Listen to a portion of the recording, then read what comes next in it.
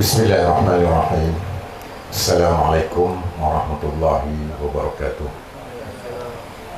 Alhamdulillah rabbil alamin, wassalatu wassalamu ala asyrafil anbiya'i wal mursalin wa ala alihi wa sahbihi ajma'in. Rabbi shrah li sadri wa yassir li amri wahlul 'uqdatam min lisani yafqahu qawli. Wa la haula wa la quwwata illa billahil 'aliyyil 'azim. Amma ba'd. Yang muliakan saudara-saudara majlis yang hormati, lagi diraihkan sahabat saya Tuan Haji Hanafiah bin Haji Hashim, dan juga ceramah kita yang pertama tadi, Ketua Pusat Daerah Mengundi Janglau, seluruh jawatankuasa, Ketua Muslimat Perikatan Nasional, Ketua Pemuda Perikatan Nasional, Ketua Dewan Ulama PAS kawasan Rompin. Alhamdulillah, pada malam ini kita diizinkan oleh Allah Ta'ala untuk kita bertemu semula dalam siri kempen. Dan kempen pilihan raya kecil Dun Tioman, maknanya gerak kerja bagi jawatankuasa ataupun petugas-petugas PAS dan Perikatan Nasional di Dun Tioman ni bukan daripada hari pembubaran, hari penamaan calon 5 hari bulan 11, 15 11, dan kita mengundi 19 hari bulan 11. Tapi untuk Dun Tioman ni bermula daripada 5 hari bulan 11 sampai sekarang, sampai 7 hari bulan 12. Sian, apalah, saya anggap untuk kita berjuang kerana Allah Ta'ala,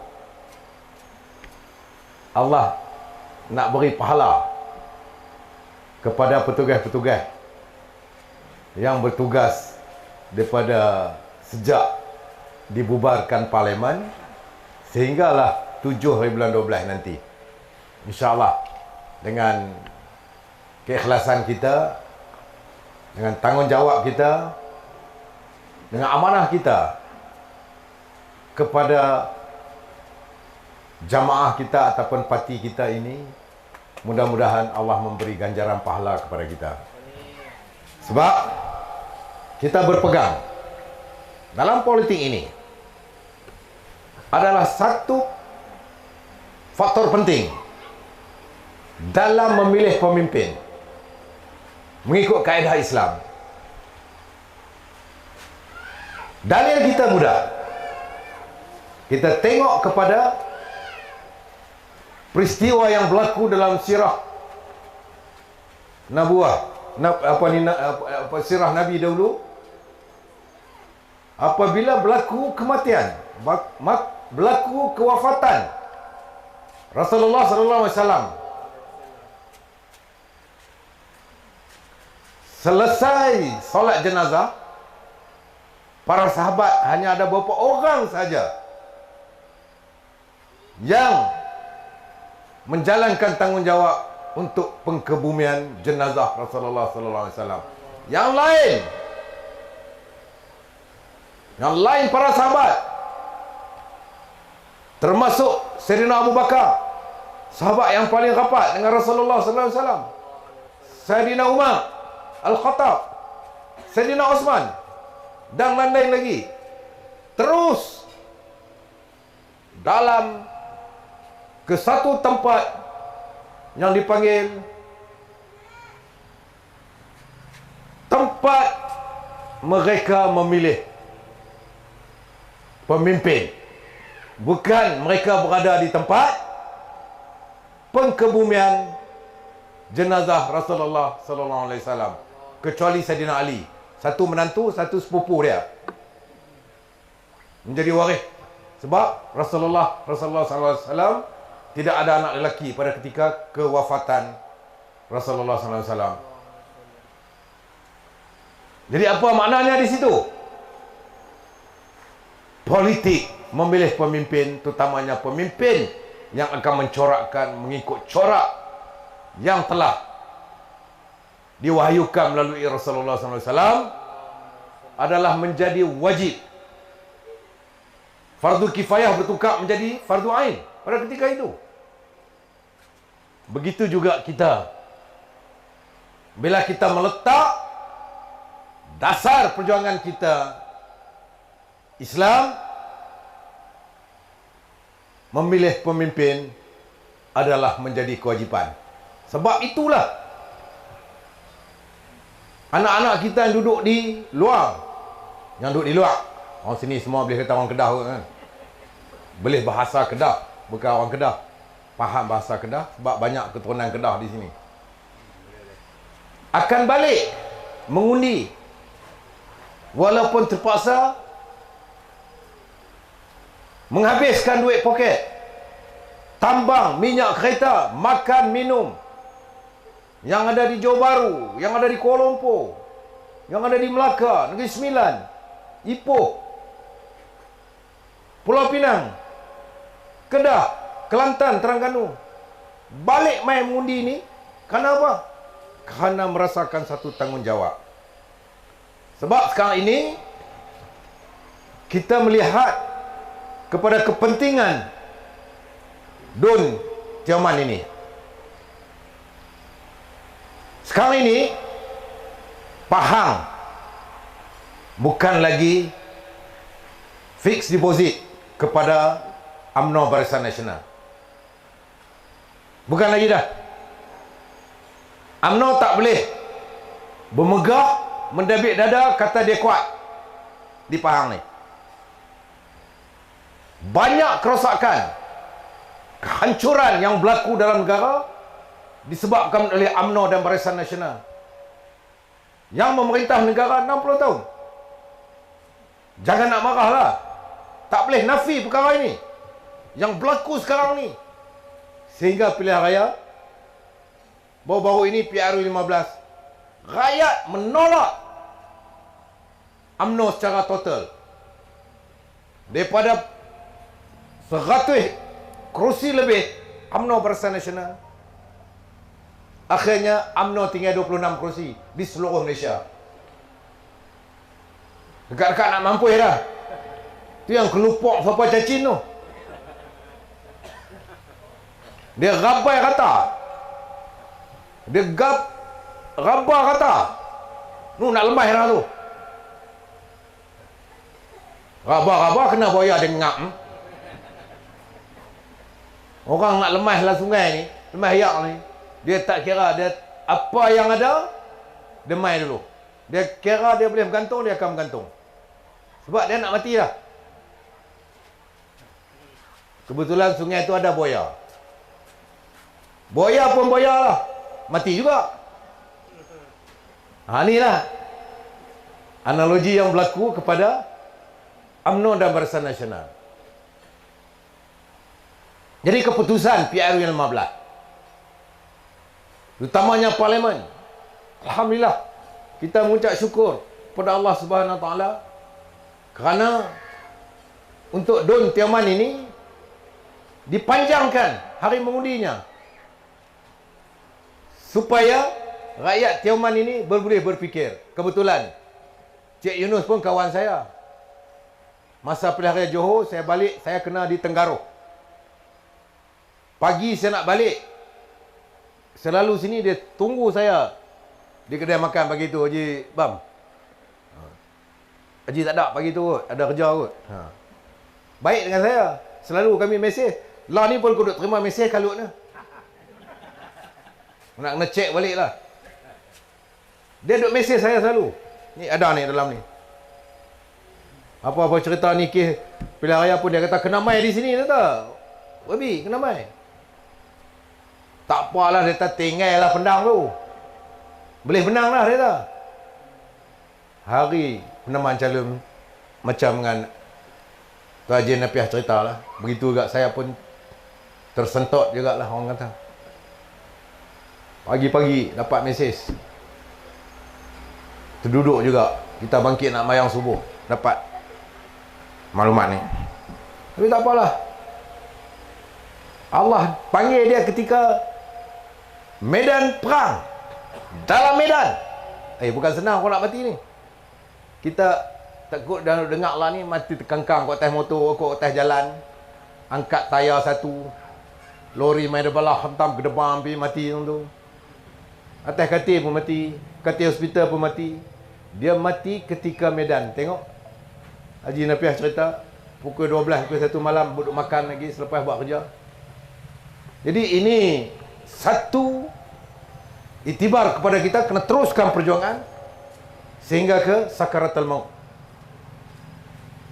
Dan begitu juga pintu taubat kita juga Allah buka sampai sakaratul maut. Selagi tak sampai ke sakaratul maut, Allah sedang menunggu, menerima taubat-taubat yang ditunggu kepada makhluk-makhluk ataupun hamba-hambanya. Dia maha kaya, dia tunggu ya. Apa minta aku nak bagi ya? Itulah maksud lebih kurang begitu. Minta ampun, minta taubat, dan sambil kita bekerja meletakkan niat kita untuk syariat Islam bertapak di bumi Malaysia ini dalam pengurusan dan pentadbiran negara. Itu niat kita.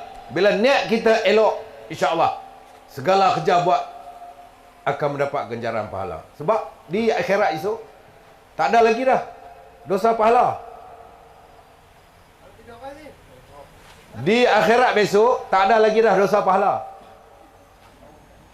Yang ada di dunia saja.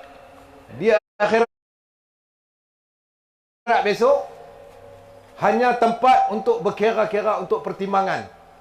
Dalil dia apa?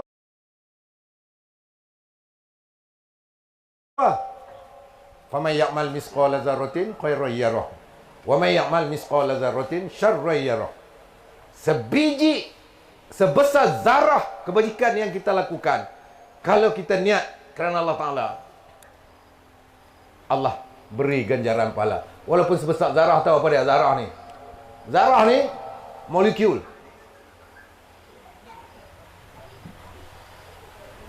Jadi kita kena ingat, kalau sebesar zarah pun Allah ambil kira amal kebajikan kita, begitu jugalah amal kejahatan sebesar zarah juga ambil kira. Tapi lebihnya amal kebajikan, niat tak buat lagi dah dapat pahala dah. Bila buat dapat lagi satu pahala. Untuk amal mungkar, amal mungkar kita niat tak dapat dosa lagi. Buat baru dapat. Sampai teratur Allah ni kasih dan sayang kepada makhluk, kepada hamba dia ni. Hang niat nak buat baik bagi dah, tak buat lagi pun. Tanya ustaz-ustaz hak ngaji bab-bab macam ni.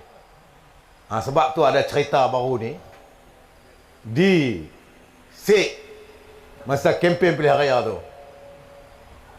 Bukan salah pun ustaz tu bercakap.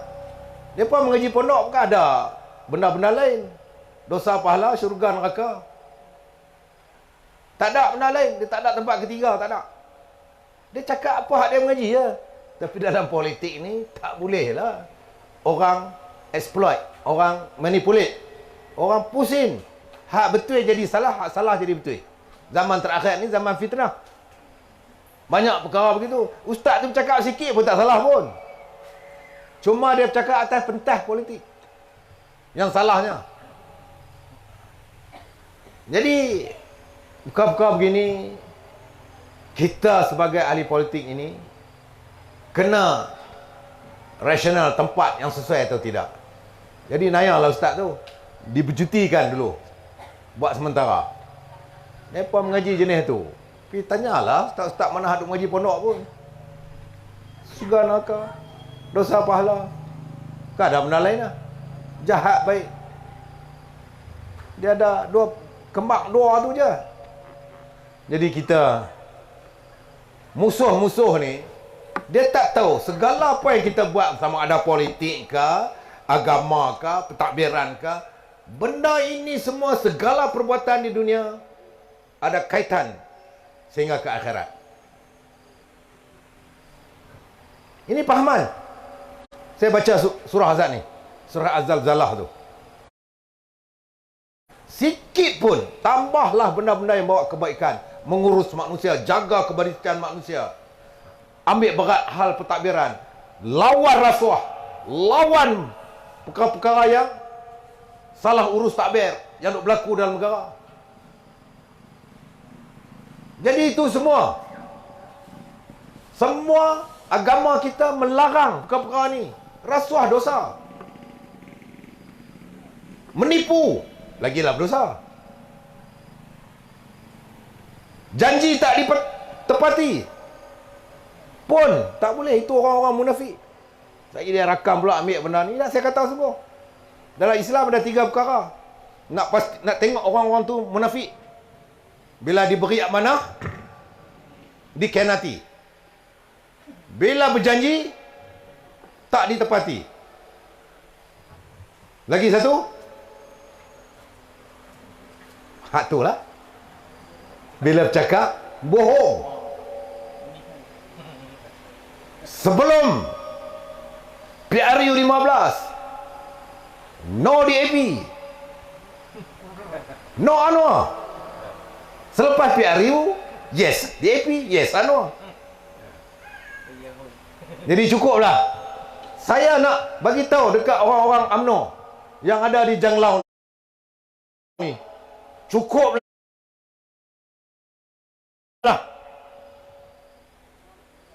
Cukuplah mengundi UMNO ni. Kenapa? Kerana presiden kamu lengkap syarat-syarat orang munafik. Menipu ahli-ahli, menipu rakyat. Jadi pada 7 bulan 12 ini, saya nak mencadangkan, menyarankan kepada penduduk-penduduk Janglau ini, tak kira apa parti, undilah calon kita Perikatan Nasional, insya-Allah. Takbir! Saya dalam parlimen, sehingga saya tak tahan dimaki penyamun, perompak, penyangak, pencuri kepada UMNO hari-hari.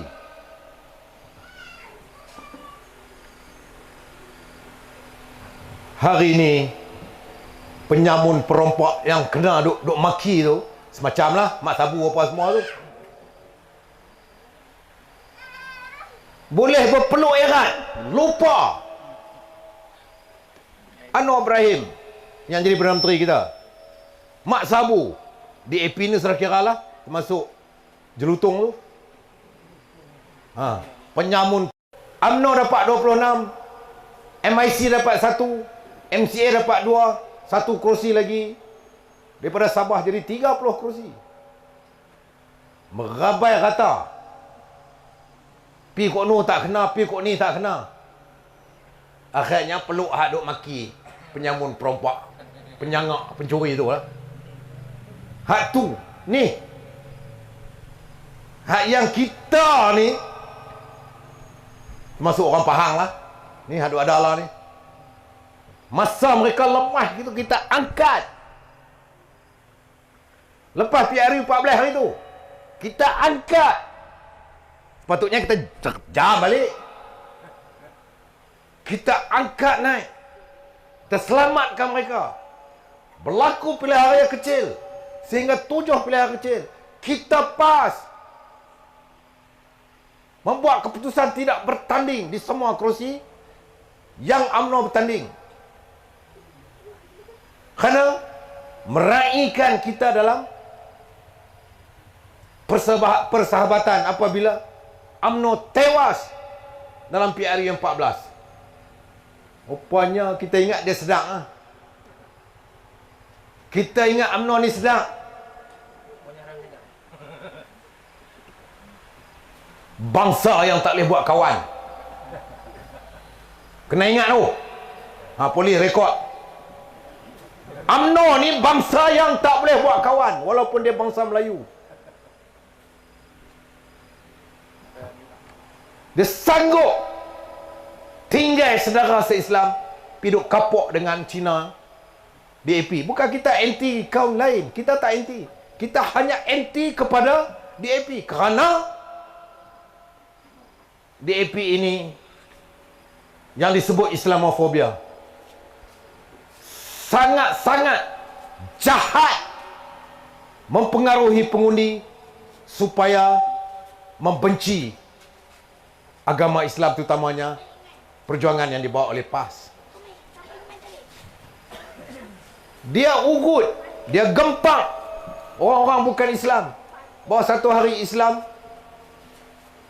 orang Cina pun tak boleh nak sembahyang, semua kena potong kuluk. Ini lepas ni kita semua acara-acara lain pada Islam tak boleh kalau PAS memerintah. Ini sudah melanggar perlembagaan. Sepatutnya mereka yang melampau buat balik Abu Cimping, kan ada pasal pun. Sedangkan komunis ini telah membunuh ramai pasukan polis, pasukan keselamatan, pasukan polis hutan, pasukan tentera. Beribu mati kerana komunis.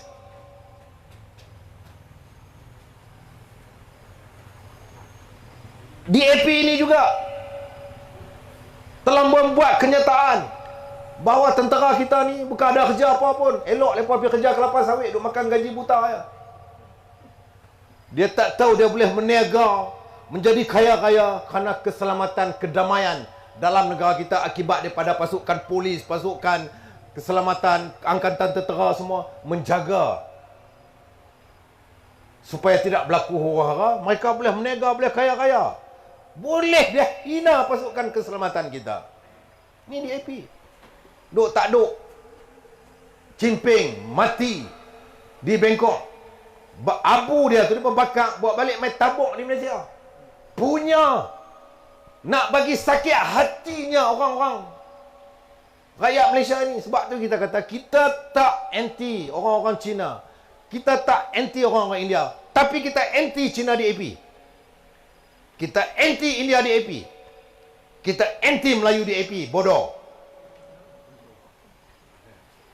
Sampai macam ni lah ni. Mereka telah bawa satu perjuangan untuk nak samaratakan agama.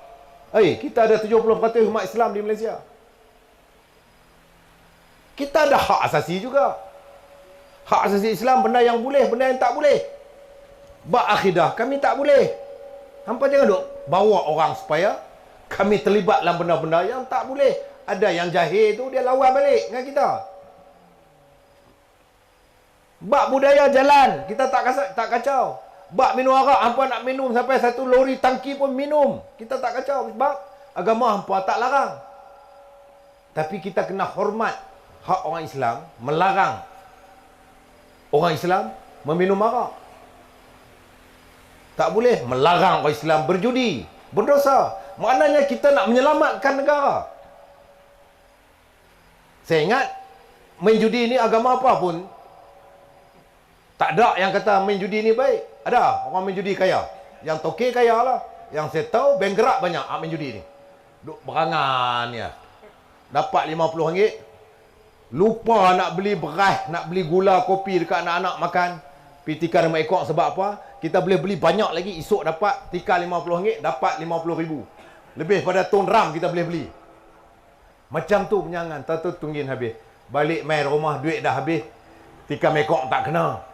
Minta duit kat bini, bini tak bagi, tabuh bini pula. Anak merak nak duit sekolah apa, penendang anak pula. Ini cerita, bukan kita buat cerita. Ini keluar dalam media-media. Maknanya keburukan main judi lebih banyak daripada kebaikan. Oleh sebab itu kerajaan Kedah membuat keputusan mengharamkan premis judi. Oh, rayuh nak kata mengganggu hak asasi agama lain. Pilah main tempat yang ada judi tu. Kami bukan nak kacau. Pasal kita nak jaga keharmonian hak yang mana agama Islam lebih daripada 70% Di negeri Kedah contohnya, Islam tidak membenarkan orang-orang Islam berjudi. Yang main judi ni bukan orang Cina, orang India saja, orang Melayu pun banyak. Jadi kita menyelamatkan mereka daripada dosa. Yang kedua, kita menyelamatkan mereka daripada keruntuhan rumah tangga, menyelamatkan keluarga mereka. Yang bankrupt kerana main judi banyak. Yang kaya tak ada, tokek kaya. Yang kaya tokek ya. Jadi itu. Jadi saya harap bila kita tengok prestasi seluruh Malaysia, orang-orang Melayu terutamanya anak muda, kebangkitan dan kesedaran anak muda,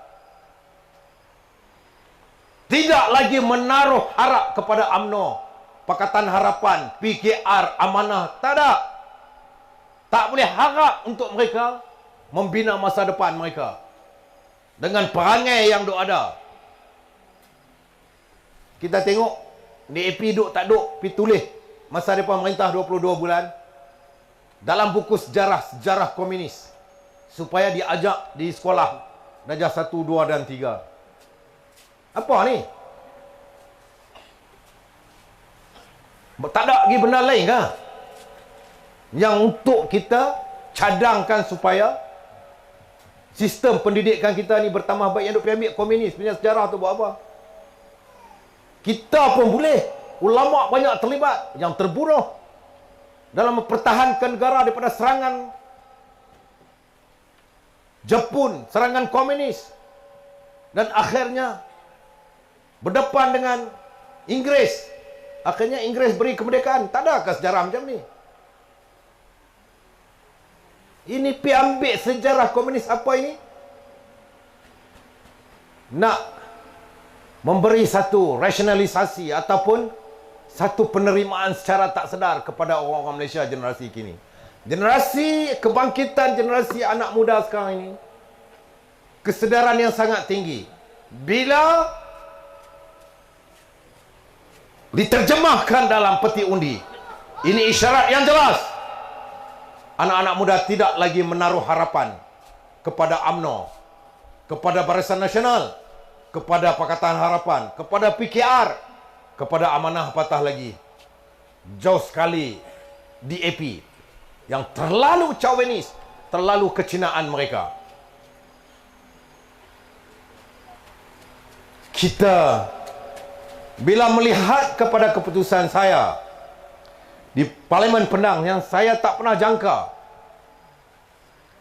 Saya tak pernah jangka saya menang lebih daripada 30,000 lebih majoriti. Pilihan raya 14 saya hanya menang hampir 6,000. Saya jangka saya menang lebih kurang 10,000. Wartawan tanya saya, "YB tak ada kah buat unjuran?" Saya kata ada. Kita buat jangkaan. Saya menanglah dalam 5, 6,000 ke 10,000. Ni mai sampai 30,000 lebih. Mai 30,000 lebih. Saya hari tu baru sehari, 2 hari. Sehari selepas diumumkan kemenangan, wartawan tanya saya di komplek PAS Batu 9 di Kedah. Saya kata, aku nak jawab macam mana ni? Teringat peperangan Badar. Saya kata, Allah hantar malaikat turun undi saya. Saya jawab tu. Lah baru sehari, tak ada lagi postmortem pun tak buat lagi. Wartawan tanya dah. Saya abang kata, peperangan Badar, tentera Islam ada 300 ya. Musuh ada beribu. Akhirnya menang. Pasal dengan pertolongan Allah. Dalam peperangan Badar itu menghantar malaikat-malaikat menjadi tentera Allah berlawan dengan kufar Mekah pada ketika itu. Munafikun pada ketika itu. Menang. Jadi saya pun saya tak tahu, saya kata, malaikat turun undi saya, Allah hantar. Saya tak boleh nak fikir. Seluruh saluran tempat-tempat yang kawan kita di Kubuk Panjang ni kuat UMNO Kang. Kang. Tak pernah menang semua itu sekarang kepada Perikatan Nasional. Mereka nak lihat masa depan yang cemerlang. Mereka nak lihat negara tidak terlibat dengan rasuah. Mereka nak lihat kita mencaturkan perancangan ekonomi supaya masa depan mereka boleh mendapat rezeki, teruskan kehidupan mereka, berkahwin untuk mereka mendidik anak-anak mereka. Itu yang sekarang. Dan yang terakhir, mereka nak tengok kehidupan sosial rakyat Malaysia yang aman damai. Apa yang sedang dibawa oleh DAP ini sedang menuju kehancuran, sedang menuju perpecahan, sedang menuju kepada pergaduhan. Apabila sampai ke peringkat benda-benda perkara-perkara yang melibatkan akidah umat Islam, hak tengah main judi pun dia bangkit. Jangan duk main, jangan duk kacau umat Islam ni. Boleh buat perkara lain, tapi kalau hina Islam, dia duk tak peduli, tunggil langgar lagi Islam dia pun. Hampa try tengok, nak tengok, nak uji. Dan dia bangkit, susah untuk kita kawal. Jadi ini perkara-perkara yang harus kita lihat. Perjuangan kita ini sedang menuju kepada pendamaian. Perikatan Nasional ini sedang membawa kepada Perikatan Nasional, membawa kepada kedamaian, menyatukan umat Islam dengan kita tidak menyentuh, menghormati hak bukan Islam dalam negara kita. Kita faham. Kita masyarakat majmuk, 30% adalah non-Muslim, bukan Islam. 70% hampir kita umat Islam. Jadi bila kita menguatkan syariat Islam, undang-undang Islam, maknanya kita ada hak. Umat Islam tahu rang undang-undang 355 ini bagi menyekat hak orang bukan Islam, tidak mengganggu hak orang bukan Islam. Hak orang Islam tidak mengganggu hak orang bukan Islam. Kita dah ada batasan dah. Ini yang sedang kita lakukan. Tetapi di momok-momok, di cerca, kata kita Taliban, kita pelampau, kita ekstrim. Pas ini.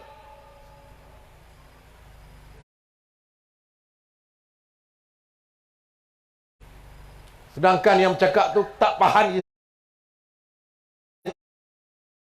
faham Islam sepatah pun.